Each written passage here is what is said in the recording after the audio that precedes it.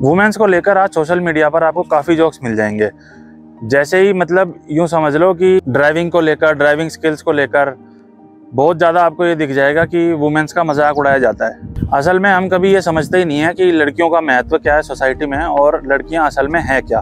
तो आज मैं इस वीडियो के थ्रू आपको वही बताऊंगा। हमारे यहाँ लड़कों को ना शुरू से एक फ्रीडम मिली होती है कि भाई वो जल्दी बाहर निकल जाते हैं, ठीक है, और मतलब कम उम्र में 18 से पहले ही 14-15 के एज में ही गाड़ी चलाना सीख लिया, बाइक चलाना सीख लिया। लेकिन लड़कियों का क्या होता है कि स्कूल से घर, मम्मी के पास, माँ की ममता में पली बड़ी होती हैं, ना चालाकी सीखी होती है, ना धोखाधड़ी सीखी होती है, ना कुछ। लेकिन लड़के यार दोस्तों में रहते हैं, इधर उधर जाते हैं, बाहर निकलते हैं, थोड़ा बहुत खटपट होती है, किसी से तू तड़ाक होती है, तो ठोकर खा खा के लड़कियों से जल्दी समझदार हो जाते हैं। और इसी चीज़ को हम, लड़कियों की नादानी या मासूमियत को ही हम बाहर क्या समझते हैं कि लड़कियां बेवकूफ़ हैं।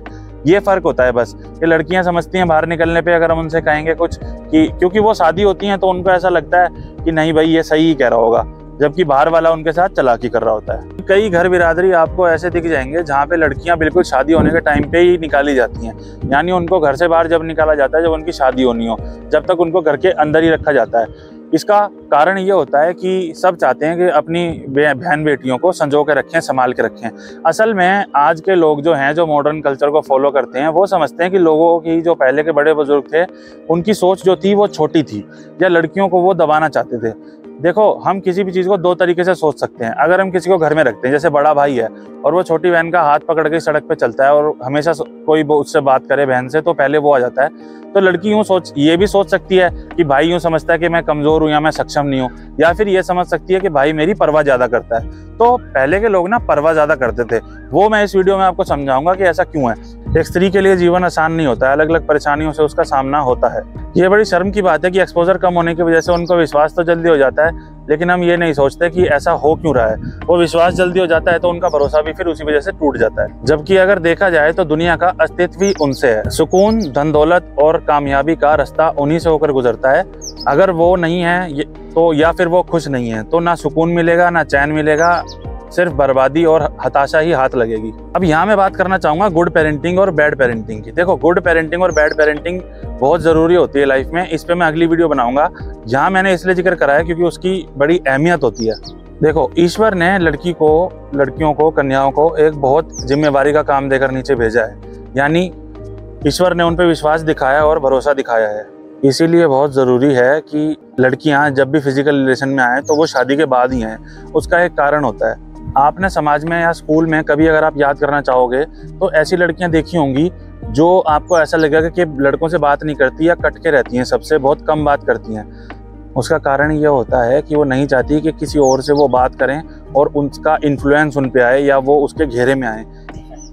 ऐसे में कई बार हम ये सोचने लगते हैं कि इस लड़की में एटीट्यूड है या फिर ये अपने में ही रहती है, लेकिन वो एक गुड पेरेंटिंग का नतीजा होता है, क्योंकि उन पेरेंट्स ने अपने बच्चों को ये सिखा के भेजा होता है कि बेटा लोगों से उतनी बात करनी है, एक नियमित दूरी बना के रखनी है। इस चीज़ को हम ऐसे समझ सकते हैं कि अगर हम किसी के साथ रोज़ बैठते उठते बैठते हैं, चाहे फिर वो लड़का है या लड़की, तो उसका ना इन्फ्लुएंस हमारे ऊपर पड़ने लगता है। यानी कि रोज़ उठना बैठना अगर हमारा किसी के साथ हो गया तो उसके साथ इतना मेल जोल बढ़ जाता है कि हमें लगता है अब यही सब कुछ है।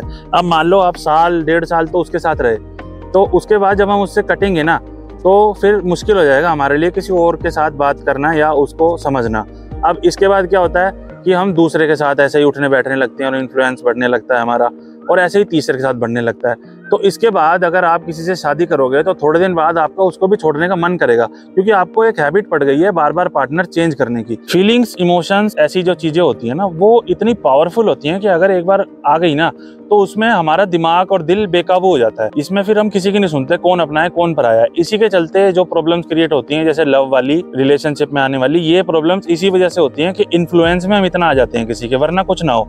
इसीलिए कभी भी देख लेना, आपको एक टाइम के बाद ये समझ आता होगा कि क्या हमने गलतियां करी किसी के साथ रिलेशनशिप में आके, और क्यों हमने माता पिता की भी नहीं सुनी। अब यहीं पे हम दूसरी बात को भी लेके आ जाते हैं कि पहले के बड़े बूढ़े जो थे वो घर से बहन बेटियों को क्यों नहीं निकालते थे। असल में नए जीवन को जिसको जन्म देना होता है ना लड़कियों को, उस जीवन को सादगी से और स्वच्छता से और बिल्कुल पवित्रता से जन्म देना चाहिए। इसीलिए शादी के बाद फिजिकल रिलेशनशिप बनाना चाहिए। दूसरा पॉइंट ऑफ व्यू ये है कि जब हम बाहर निकलते हैं तो हम चालाकी सीखते हैं। हम स्मार्ट बन जाते हैं और इसी स्मार्टनेस को क्रॉस करने के बाद हम ओवर स्मार्ट भी जाते हैं। तेजी, चालाकी, धोखाधड़ी, चतुराई। तो लड़कियों को इस चीज से भी बचा के रखा जाता था कि लड़कियों के अंदर सादगी मौजूद रहे। माँ के प्रभाव में पलेंगी बढ़ेंगी तो यूं समझ लेना कि फिर उनके अंदर ना सिंपलिसिटी रहेगी। लेकिन जैसे ही वो बाहर निकली, वो चालाकी और चतुराई सीख गई, शाणे हो गए सब लोग, लड़के भी शाणे हो गए। ऐसा नहीं लड़कियों के साथ होता है, लेकिन जिम्मेवारी लड़कियों की है एक बच्चे को जन्म देने की, तो वो जो बच्चा है फिर वो भी चालाक पैदा होगा। तो इसीलिए घर में रखा जाता था कि स्मार्टनेस भी बच्चों के अंदर ना आए, क्योंकि वही प्रभाव उस बच्चे पे भी पड़ेगा, वो भी तेज चतुर होगा। और आज स्वाभाविक रूप से आप देख सकते हो कि होने वाले बच्चे कितने स्मार्ट हैं, कितने चालाक हैं और कितने शाने हैं। अब आखिर में ये चीज़ हार्मफुल उन्हीं के लिए होगी। और स्वच्छता और ये चीज़ भी बहुत ज़रूरी थी, क्योंकि सबसे बड़ी प्रॉब्लम ये थी कि फिजिकल रिलेशनशिप शादी के बाद बनेगा तो बच्चा एकदम प्योरिटी के साथ जन्म लेगा। अब इसके बाद अगर हम बात करें इस चीज़ की कि आज मॉडर्न होने के वजह से हमने स्मोकिंग, ड्रिंकिंग, ये सब चीज़ें भी शुरू कर दी।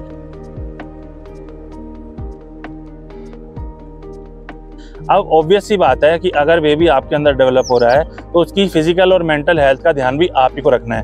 लेकिन लड़कियों ने ये सोच लिया कि लड़के जो हैं वो कर सकते हैं तो हम क्यों नहीं कर सकते। देखो, अगर मुकाबला करना है तो हमें अच्छाई में करना चाहिए, बुराई में कभी नहीं करना चाहिए। ऑब्वियसली जो लड़के कर सकते हैं वो लड़कियां भी कर सकती हैं, लेकिन हम बुराई में ही मुकाबला क्यों करें, क्योंकि है तो वो लड़कियों के लिए भी गलत ना। तो गलत तो आप कर ही रहे हो। आज भारी मात्रा में आप देख लेना कॉर्पोरेट ऑफिस के आसपास और बाहर दिख जाएगा आपको शराब सिगरेट पीते हुए भी लड़कियां, सब कुछ करती हुई। तो ये ठीक नहीं है। भगवान ने आपको जिम्मेवारी से भरोसा दिखा के अगर काम दिया है, आप सोचो अगर आपके घर में मैं जबरदस्ती घुसूं आपको कैसा लगेगा। ऐसे ही अगर मैं आपके काम में खलल डालूं, मान लो आप सोने लग रहे हो, मैं बार बार आपको जगाऊं, आपको कैसा लगेगा। तो भगवान का यही काम है कि वो नीचे अपने काम से बच्चों को भेजता है। अब उसी काम में अगर आप खलल डालोगे, बच्चा शारीरिक रूप से, मानसिक रूप से कमजोर होगा या फिर उसके साथ कोई दिक्कत होगी, तो फिर क्या भगवान आपको माफ करेगा या आपकी जिंदगी में सुख शांति होगी। तो ऐसे भी तो लोग हैं जो इन सब चीज़ों का परहेज करते हैं। तो आज भले ही ज़माने में फेमिनिज्म आ गया हो, लेकिन फेमिनिज्म है बहुत हार्मफुल और घूम फिर के हमको इफेक्ट करेगा और किसी को इफेक्ट नहीं करेगा। अब यहीं पे हम बात करते हैं डॉक्टर्स की। तो थोड़े दिन पहले मेरा एक डॉक्टर से मिलना हुआ था। उन डॉक्टर ने मुझे ये बताया कि आज यंग एज की लड़कियां, यानी 21, 22, 18, 20 साल की उम्र की लड़कियां भी लड़कों से ज़्यादा हालत ख़राब है उनकी, और इतने ड्रास्टिक सिचुएशन हो चुकी है कि मतलब कुछ सोच नहीं सकते। अब ऐसा क्यों हो रहा है? लड़कियां भी ये गलतियां कर रही हैं। अब लड़कियां कर क्या रही हैं कि बाहर अलग अलग इक्विपमेंट्स अवेलेबल है मार्केट में, जिससे ना प्रेगनेंसी नहीं होती। तो अब और दूसरी बात ये होती है कि अगर टाइम पे शादी होती है ना, तो हम इन सब चीज़ों से बच सकते हैं, बाहर के फिजिकल रिलेशनशिप से या किसी के इन्फ्लुएंस में आने से, इन सब चीज़ों से। इसलिए ही पहले के बड़े बुजुर्ग सही टाइम पे शादी करते थे। और दूसरा एक बड़ा कारण ये भी था कि जो बच्चों की फिजिकल हेल्थ होती है ना, वो यंग एज में बियरेबल होती है। अगर बच्चा नॉर्मल डिलीवरी से पैदा होगा तो वो ही एक बच्चे के लिए ठीक है, क्योंकि वो निर्धारित समय किया गया है भगवान के द्वारा। हम ऑपरेशनल समय जो करते हैं, हम अपनी मर्जी से ऑपरेशन करते हैं कि चलो भाई इस टाइम ऑपरेशन करते हैं, तो वो ठीक नहीं है। डॉक्टर साहब ने मेरे को ये बताया, एम्स के डॉक्टर थे, बहुत बड़े सर्जन, उन्होंने ये बताया कि आज अगर गांव की कोई लेडी आ जाती है ना, तो वो फिर भी अच्छे से नॉर्मल डिलीवरी कर लेती है। लेकिन अगर कोई शहर की लेडी आती है ना और वो उसी दिन डिलीवरी करने की सोचती है, तो आप खुद सोचो कि अगर नॉर्मल डिलीवरी करनी है तो उसके लिए मसल्स का फैलना बहुत ज़रूरी है। और मसल्स ऐसे ही नहीं फैलती, मसल्स फैलती हैं over the time. Over the time कैसे फैलती हैं कि अलग अलग ना एक्सरसाइज होती थी, जैसे पोछा लगाने की या चक्की घुमाने की, या जो भी एक्सरसाइज या काम लेडीज़ के लिए होते थे। लेकिन आज लड़कियों ने क्या किया कि घर में हर चीज़ों के लिए नौकर रख लिए, तो उससे क्या हुआ, वो उनकी मसल्स एक्सपेंड नहीं कर पाती। इसके चलते क्या होता है, अगर उनको नॉर्मल डिलीवरी के लिए पुश करना है, अगर वो चाहती है नॉर्मल डिलीवरी हो, तो उसके लिए फिर वो पेन किलर लेती हैं। और एक टाइम के बाद पेन किलर आपके लिए तो हार्मफुल हैं ही, सबके लिए हार्मफुल होती हैं। पेन किलर के साइड इफेक्ट्स बहुत ज़्यादा होते हैं और फिर वो बियर कर नहीं पाती पेन, और अनफॉर्चुनेटली चाहते हुए भी उनको नॉर्मल डिलीवरी की जगह अबॉर्शन लेना पड़ता है।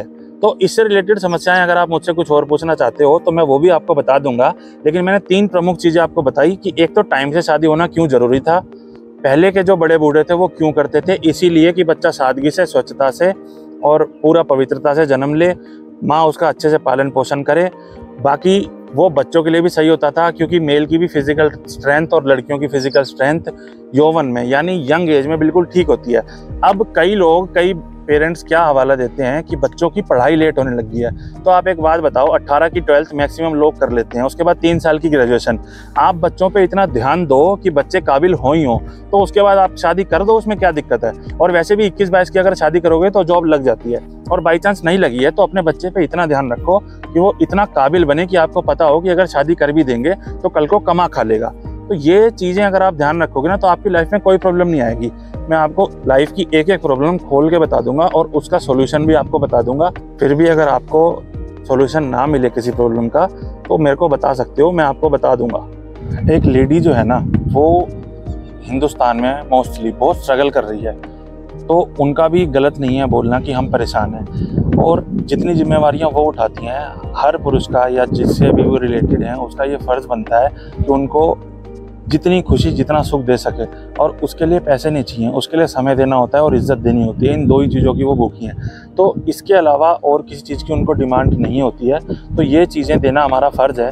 अब ये हमारे देश का दुर्भाग्य है कि अगर कोई इंसान दबता है तो उसको दबाते चले जाते हैं, या फिर पुरुष प्रधान देश है तो अपने आप को ज़्यादा ऊपर समझा जाता है। लेकिन ये भी एक सत्य है कि उनके बिना इस दुनिया का अस्तित्व ही नहीं है।